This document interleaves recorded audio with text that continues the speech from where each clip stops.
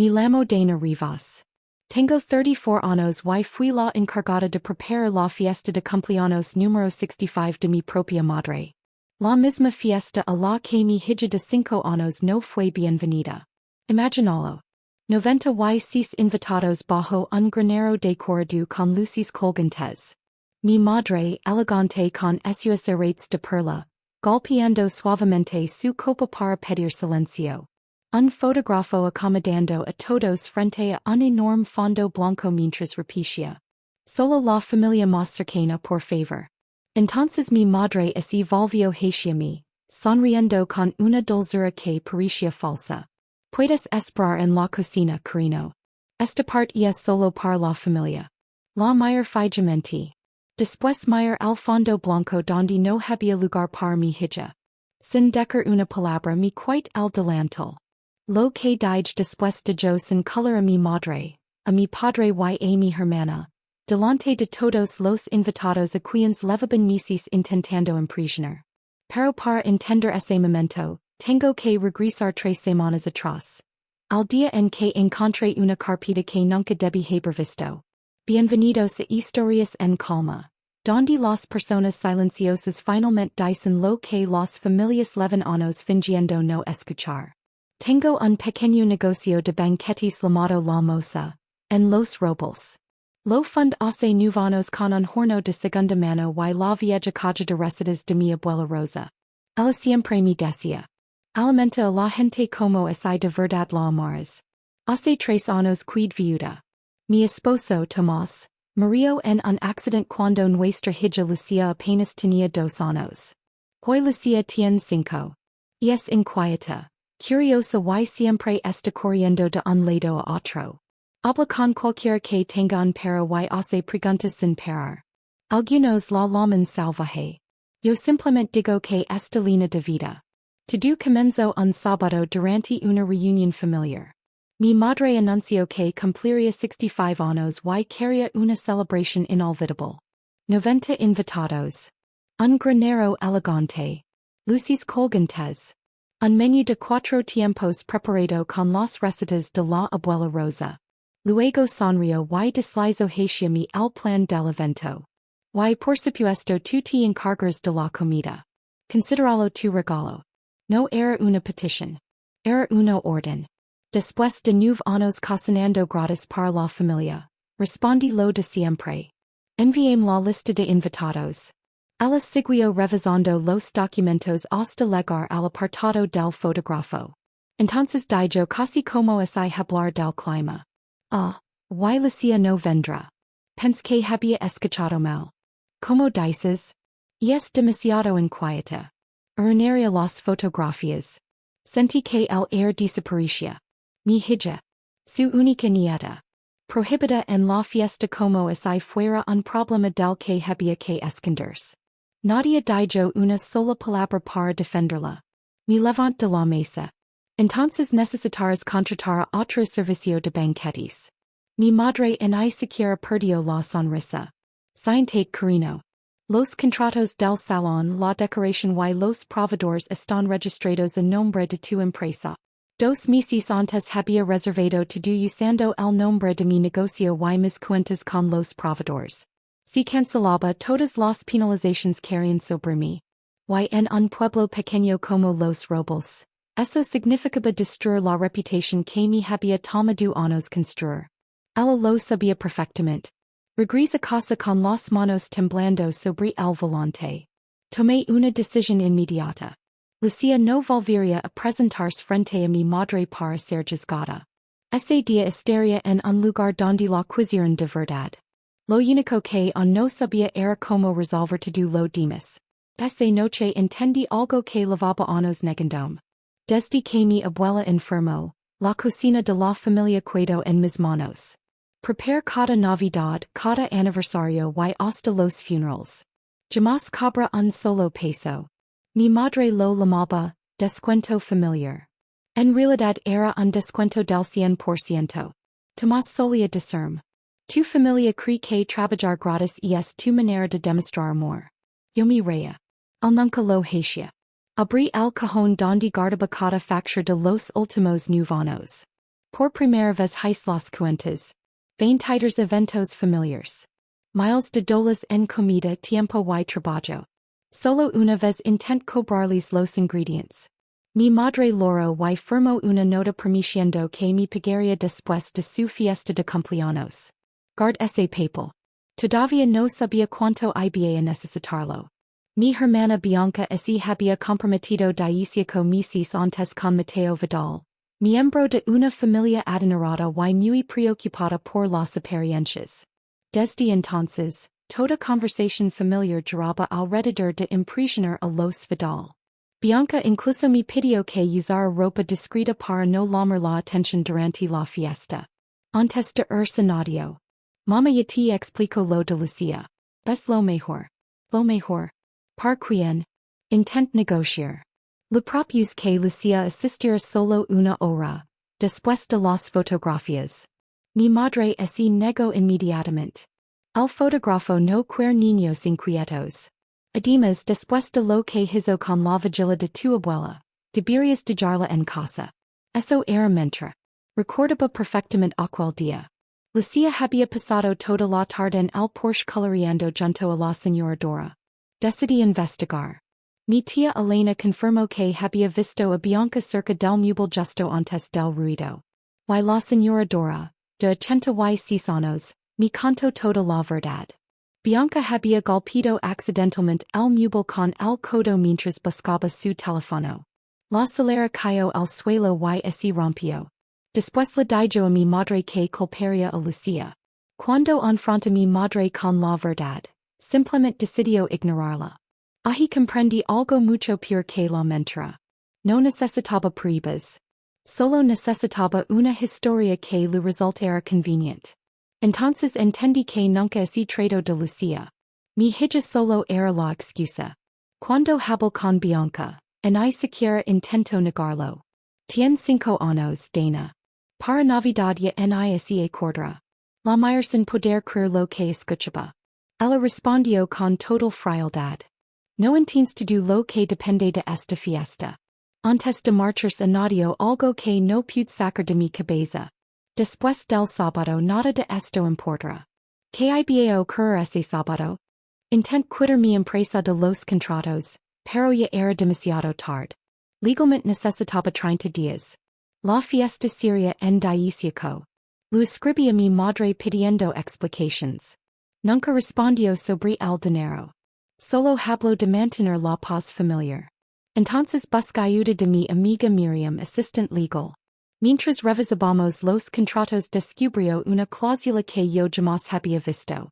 Una sesión especial de fotografías familiares con un montaje exclusivo. Nadie me había mencionado esa parte. Ni siquiera aunque era quien estaba pagando el salón. Poco después mi padre pasó por mi casa para arreglar un fregadero. Mientras Lucia sembraba tomates junto a él, me dijo en voz baja. Esta fiesta es mucho más que un cumpleaños. Se quedó calado unos segundos. Solo prepara el jamón como lo hacía tu abuela. Supe que escondía algo. Y también supe que todavía no era el momento de preguntarlo. Esa misma noche encontré otra pieza del rompecabezas. 14 meses antes había prestado $18,000 a mis padres. Mi madre aseguró que era para una cirugía urgente del corazón de mi padre y para reparar el techo de la casa. Transferí el dinero sin dudar. Pero al revisar los documentos descubrí que la cirugía había sido cancelada apenas 2 días después de recibir el depósito. No pasó esta. Cancelada. Mientras desenterraba todas esas mentiras, seguían llegando nuevas facturas para la fiesta. Cada semana agregaban más invitados. Más decoración. Más comida. Cuando expliqué el nuevo menú aumentaría miles de dólares el presupuesto, mi madre simplemente respondió. Iris la cocinera carino no la festejada. Las cocineras administran. Colg el teléfono. Respire hondo. Y pensé que tenía razón. Las cocineras administramos presupuestos, horarios, y salones llenos de personas que nunca dicen gracias. Esa misma semana ocurrió algo que cambió todo. Por un simple descuido, Un assistant del fotografo mezcló una de sus carpetas con mis documentos. Como mi empresa aparecía como la client oficial del evento, nadie notó el error. Abrí la carpeta con las manos todavía cubiertas de arena. En la primera hoja estaba el itinerario del día. Debajo un apartado que decía: Session familiar here, a 14 fotografías. Empieza a revisar la lista. Mis padres en el columpio. Mi madre junto a Bianca y Mateo entre los árboles. Las sobrinas de la familia pasando con los abuelos. Seguí leyendo. Mi nombre no aparecía. El de Lucía tampoco. Al final escrito a lápiz encontré una nota. Según B, no Dana. No Lucía. No necesito preguntar quién era B. Bianca.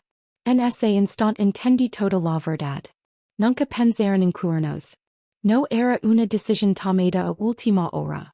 No era una regla del fotógrafo. Era un plan preparado desde hacia meses. Habían rediseñado el árbol familiar. Y habían borrado mi rama por completo. No lore. No grite. Sac fotocopias de cada página. Devolví la carpeta exactamente al mismo lugar y llamé mi tía Elena. ¿De verdad esta fiesta es solo por el cumpleaños de mamá? Guardo silencio unos segundos antes de responder. No cariño. Esa fiesta nunca fue solo un cumpleaños. Volvió a quedarse calada. Hay cosas que no puedo contarte por teléfono. Con la excusa de revisar las medidas del montaje, fui personalmente al estudio del fotógrafo. La recepcionista confirmó todos los detalles. La sesión premium costaba $3,000. Había sido reservada en febrero. El depósito estaba pagado. La familia organizadora aparecía registrada como Los Soto. Febrero. 10 meses después de que yo entregar $18,000 para una operación del corazón y un techo que jamás fueron reparados. Aquella noche, mientras dibujaba en la mesa, Lucía preguntó sin levantar la vista. ¿La abuela está enojada conmigo? Sentí un nudo en la garganta. ¿Por qué dices eso? La tía Bianca dijo que las fiestas grandes no son para niñas salvajes. Mi heredó frente a ella y le tomé las manos. Escúchame muy bien. Tú no eres salvaje. Estás llena de vida. Y quien no sea capaz de entender la diferencia, no merece decidir nada sobre ti. Entonces la habla de la fiesta que tendríamos al día siguiente. Habría aspersores. Mucho lodo. Hot dogs. Sus mejores amigas del preescolar. Y nadie le diría que debía quedarse quieta. Sonrió. ¿Y es mi cumpleaños? No. Es una fiesta porque sí. Porque eres mi hija. Esa noche extendí todos los documentos sobre mi escritorio. Los contratos. La promesa firmada de mi madre. Los movimientos bancarios. La carta del hospital. La lista de fotografías. La nota escrita a lápiz. Hice las cuentas. Si permanecía en silencio perdería casi $50,000. Pero eso no era lo peor. Lo peor sería enseñarle a mi hija que las personas que humillan siempre ganan y que las calladas solo sirven. No podía permitirlo. Así que elegí otra opción. Prepararía la mejor fiesta de toda mi carrera. Cumpliría cada cláusula del contrato. Y cuando todos estuvieran reunidos, con las copas en alto, serviría la verdad como el último platillo de la noche. Con calma. Sin gritos. Solo con pruebas. El lunes siguiente, mi amiga Miriam revisó nuevamente todos los documentos. Entonces dijo una frase que lo cambió todo. Dana, legalmente la clienta eres tú. Mi madre había reservado todo utilizando el nombre de mi empresa para evitar pagar ciertos depósitos. Eso significaba que sobre el papel, el evento era mío. Yo autorizaba cambios. Yo aprobaba pagos. Y yo tenía derecho a dirigirme los invitados. Miriam sonrió. Ella construyó la jala. Y puso tu nombre en la puerta. Mientras todo estuviera respaldado con documentos, decir la verdad no era un problema legal. Después encontró algo más. En el registro de propiedades aparecía una cita notarial. Mis padres pensaban transferir la casa de mi abuela, junto al lago Sereno, a nombre de Bianca. La firma estaba programada para el lunes. 2 días después de la fiesta. Todo comenzó a encajar. El sábado necesitaban una imagen perfecta frente a la familia Vidal. El lunes terminarían de repartir la herencia. Entonces record las palabras de Bianca. Después del sábado nada de esto importa.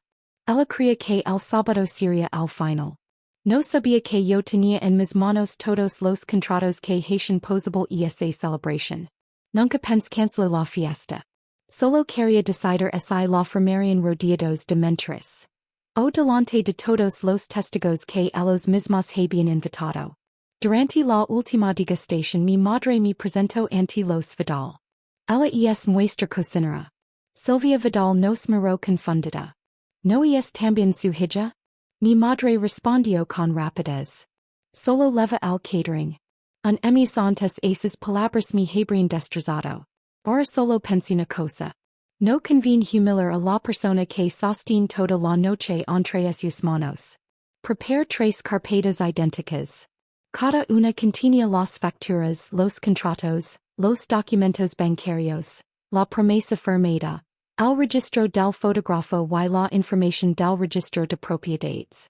También escribí un resumen claro que podía leerse en menos de 5 minutos. Por último, compare un sello. Solo decía. Pagado en su totalidad. No era un arma. Era un recibo. La noche anterior a la fiesta, mi padre volvió con una caja de tomates recién cortados. Antes de irse me pidió. Espera hasta que todo termine. Tu madre tiene mucho miedo. Hay cosas que todavía no sabes. Lo hice una sola pregunta. ¿Sabías que Lucía no aparece en ninguna fotografía de mañana? Se quedó inmóvil mirando los tomates. Después murmuró. Buenas noches, hija. Y así marchó. A veces un silencio responde mucho más que una explicación. Al día siguiente visité mi tía Elena. Esta vez sí me contó lo que no había querido decir por teléfono. Sacó una invitación del club de campo. Mis padres habían sido aceptados como nuevos socios gracias al padre de Mateo. La cuota de ingreso era de $15,000. 15,000. Más los 3,000 del fotógrafo. 18,000. Exactamente el mismo dinero que yo había entregado creyendo que salvaría la salud de mi padre y el techo de su casa. Le pregunté quién había firmado aquellos cheques. Tu padre. Besé tardable con él. Me confieso que la pensión apenas alcanzaba para vivir. Mi madre estaba convencida de que entrar al club y quedar bien con los Vidal aseguraría su futuro. Después bajo la mirada. Siempre pensamos que tu podrías salir adelante sola. Lo mejor fijamente. No me vieron como una hija. Me vieron como un banco. Finalmente llegó el sábado. El granero estaba lleno. 96 invitados. Las amigas de mi abuela conversaban alrededor de Dora Reyes. La familia Vidal ocupaba la mesa principal. El aroma del pan recién horneado llenaba todo el lugar. Había preparado exactamente la receta de mi abuela Rosa. Los invitados no dejaban de felicitarme por la comida. Dora me preguntó por Lucía. Sonreí. Hoy tiene su propia fiesta. Asintió en silencio. Como es ella conociera la verdad. A las 5 de la tarde mi madre levantó su copa. Habló de la familia. Del legado. Del amor. Sin mencionar a la nieta que había excluido. En ella la hija que había hecho posible toda aquella celebración. Entonces el fotógrafo anunció. Es momento de las fotografías familiares. Solo la familia más cercana. Mi madre buscó mis ojos entre la multitud. Sonrió. Y delante de los 96 invitados dijo las mismas palabras que llevaba años escuchando. Puedes esperar en la cocina, cariño. Esta parte es solo para la familia. Todo el granero quedó en silencio. Respire hondo. Me dice el delantal. Tomé las 3 carpetas. Y camin lentamente hacia el centro del salón. Respire hondo, sostuve una de las carpetas y miré mi madre. Mamá. Quiero dar mi regalo delante de todos. El salón quedó en silencio. La cuenta que llevo pagando desde hace 9 años. Abrí la carpeta y empecé a leer. El costo de esta fiesta. $10,000. Pase la pagina. Eventos familiares organizados durante 9 años y nunca cobrados. 30,000 $400. Luego levant la hoja firmada por mi madre. Y aquí está tu promesa escrita.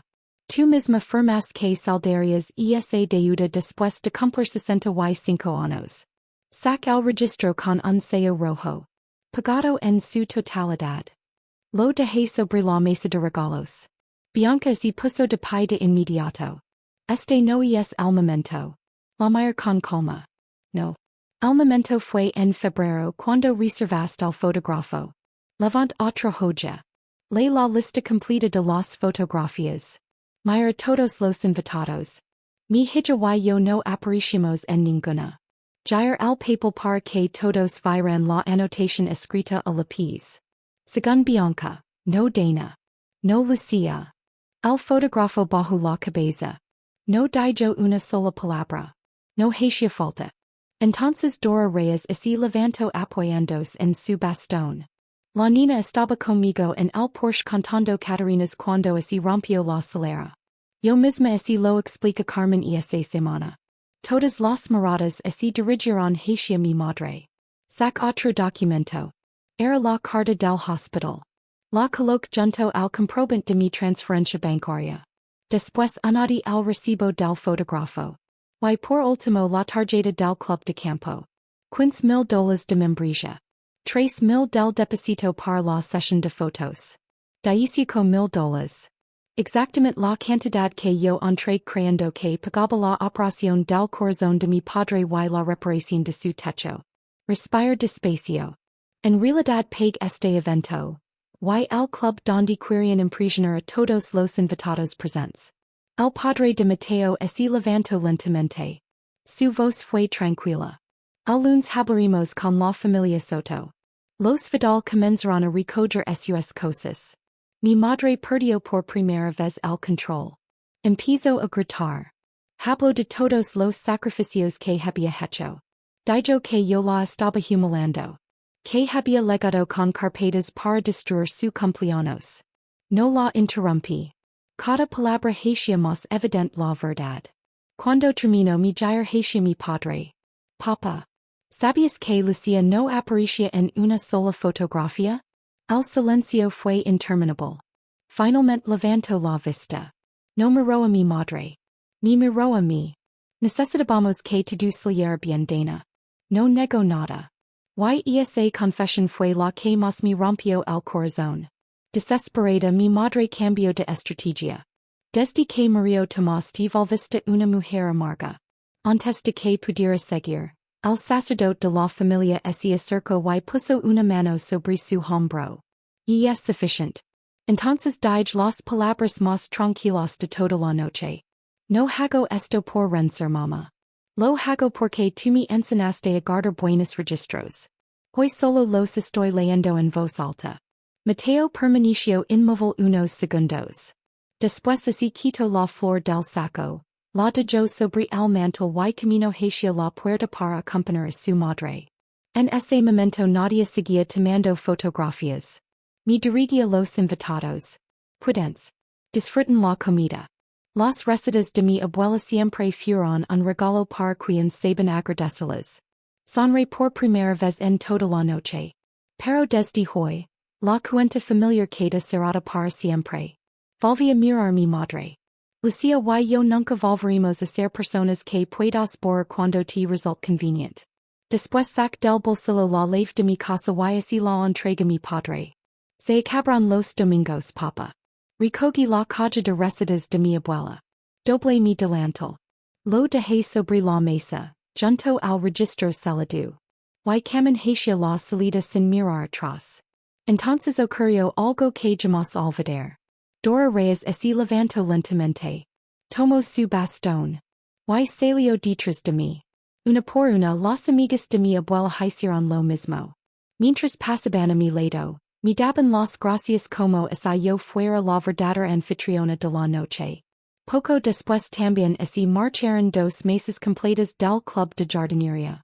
Más tarde supe que casi un tercio de los invitados abandonó el granero antes de que sirvieran el pastel. Mi madre termino sola frente al elegante fondo color crema que había preparado durante meses. Sin familia. Sin fotografías. Y sobre todo sin la imagen perfecta que tanto había perseguido. Al día siguiente ocurrió la verdadera celebración. En mi jardín. 6 niños de 5 años. Un dispersar. Mucho lodo. Risas sin límite. Y Dora Reyes legó con el frasco lino de Catarinas que le había prometido a Lucia. Solo tomé una fotografía ese día. Lucia saltando entre el agua, completamente desenfocada por el movimiento, con una sonrisa enorme. Para mí, fue la mejor fotografía familiar que he tenido. El lunes siguiente así firmó la escritura de la Casa del Lago. Durante las semanas posteriores las consecuencias llegaron por sí solas. La boda de Bianca quedó suspendida. El club de campo congeló la membresía de mis padres. Y la casa de mi abuela terminó puesta en venta porque Bianca necesitaba cubrir los gastos de una boda que ya nunca se celebró. Una noche lor por todo lo que habíamos perdido. Poco después recibí un sobre de mi padre. Dentro había un cheque por $10,000. Solo una frase escrita a lápiz. Ese dinero siempre fue tuyo. Perdón por haberlo permitido. Había vendido la camioneta clásica que lavaba restaurando desde antes de que yo naciera. No gasté ese dinero. Lo deposité en el fondo universitario de Lucia. En menos de un mes, mi negocio recibió más reservas que nunca. La mitad eran clientes nuevos. La otra mitad eran personas que habían estado presentes aquella noche y querían apoyar a la cocinera que decidió decir la verdad. Mi madre siguió escribiendo. Primero cada semana. Después cada mes. Hasta que un día dejó de hacerlo. Nunca bloqueé su número. Aprendí que los límites no son muros. Son puertas con cerraduras que funcionan. En diciembre recibí una tarjeta. Era de mi madre. Solo decía. Asterisk Nochebuena. Solo nosotras. Sin cámaras. La he leído muchas veces. Todavía no la he respondido.